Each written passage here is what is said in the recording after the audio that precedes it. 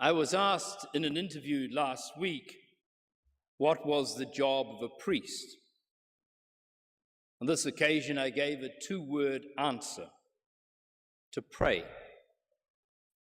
However, it's not only the job of a priest, it is the vocation of anyone who calls her or himself a Christian.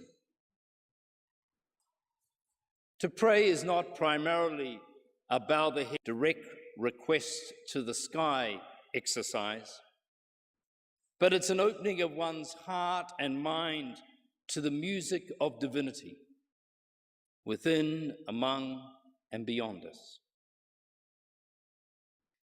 Each year I journey to Lake Waikaremoana, the long, dusty road if you've been down it.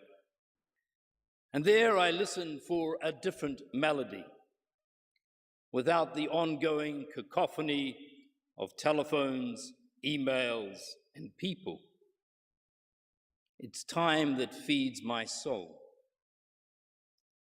Yet souls are complex things, and in the midst of the city here, there are also many sustaining and inspiring songs. God is not restricted to just quiet places off the track. The metaphor of journey is commonly used in relation to spirituality. We're often guided in our formative years by parents, peers, or church, learning one spiritual traveling tradition, and then usually finding it unsatisfactory and leaving it, maybe never to journey again. But I suspect many people do travel the way of faith again. Some will travel with companions down a well-known road. Some will travel on a less trod path. Others will leave the known altogether and head off across the fields or over the seas. The paths of faith are many and not restricted to the maps of the church. On the journey, beliefs are like cairns, mounds of rocks, marking the paths that others have followed, bringing travelers to this point. We need to remember the beliefs, the cairns of the past, and learn from them. They are stories that often hold deep truths. Some people camp around cairns, building churches or theological colleges. After a while, however, especially when discussions seem to be about who's got the biggest cairn, or how to make our camp the most attractive, many move on. Beliefs are not an end point. This is how I understand the well-known text, "Seek ye first the kingdom of God." It's a text that encourages us to go on a journey and not be distracted by our physical and emotional needs or the dogmas and decisions of the past. It says, don't worry about what others will think of you, whether you believe the right things or have the right friends, but seek first after the music, that symphony of the Spirit called God. Come what may. Faith is not belief or having beliefs. Faith is that urge to move on. Faith is about taking the risk of leaving the familiar to go into the unfamiliar. Faith, though, is not irrational in the sense that it's unreasonable or folly, though to some it will seem so. Rather, faith comes after carefully weighing up the options, the known versus the unknown, and then taking a step. Those who never step out never find out. The journey of prayer has no end point.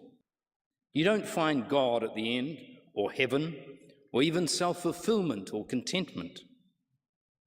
Some say that you will find those things along the way. I'm not so sure. Sometimes you do, and sometimes you don't. There are few guarantees in the spiritual life. The person who is comfortably camped around a cairn with a fixed set of beliefs, enjoying the security of certainty, is not to be pitied. When new events or knowledge shake their world, they will try hard to incorporate these things within their camp. And I envy them in some ways. Yet I know for myself and for others that we have no option but to take leave of the familiar camps and travel on. Not for any reward, not for any peace of mind, not for any higher calling. We travel simply because our soul is so drawn to what we perceive to be the zephyrs, the light winds of God, that we have no other choice. Prayer is therefore characterized by hard and costly work. It's the work of listening, questioning, reading, delving. It's the work and discipline of self-examination. It's the work of practicing, refining, adjusting, always trying your best, owning up to your mistakes. It's the work of being with people when you want to be alone, and being alone when you want to be with people. It's an uncomfortable vocation, this one of prayer. Back in the days when I was a young priest, sort of yesterday, I was shocked to hear that the senior priest who I was training under had refused to pray for a lady. She'd come to him to ask for a prayer, and he'd said no. It felt like he'd breached the bedrock of pastoral care, and the lady certainly thought so. Sometimes what people ask for is not what we should give them. My vicar had prayed with this woman many, many times in the past. He became convinced that this way of praying with her was actually a barrier to her spiritual growth, and he now refused to collude. It wasn't an easy decision for him. One of the primary tasks of a priest is to help people find their own way into the expanse of God. The priest is simply a fellow traveler who, like others, is pointing out things of beauty, interest, and challenge along the way. The priest also has the job of encouraging people to get off their behinds and keep moving.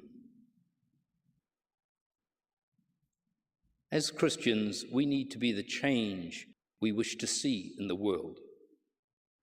We need to acknowledge our privileges and power and then use those to guide and to lead. It takes courage to work for change. If we never offend people, we've forgotten our exemplar, that man from Nazareth. We need to listen, to build trust, and to be open to change within ourselves. Change is a journey, and helping change come about is both an art and a prayer. There's an episode in Mark Twain's Huckleberry Finn where Huck is deeply uncertain if he should tell Miss Watson where her runaway slave Jim is located. His uncertainty is magically overcome when he realizes that the plain hand of God requires that he turn Jim in. Everything he's learned in Sunday school, everything his mother drummed into him, points in that direction. So he gets out his pen and paper and writes the letter of betrayal to Miss Watson. And he feels all clean and pure, and he's able to pray. But then he thinks some more. He thinks of his love for Jim and the laughter they've had together. He finally tears up the letter, says no to God, and declares, "All right then, I'll go to hell."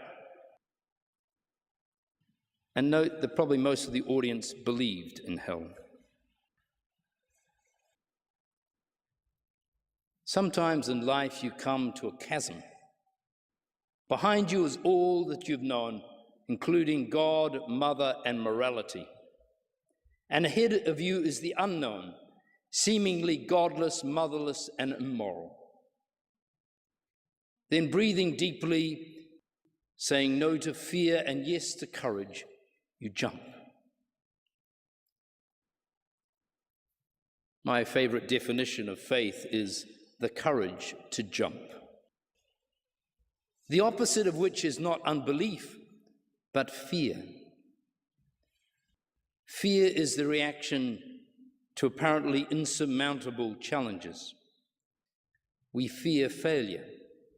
We fear the cost of it. We fear that too much is being asked of us.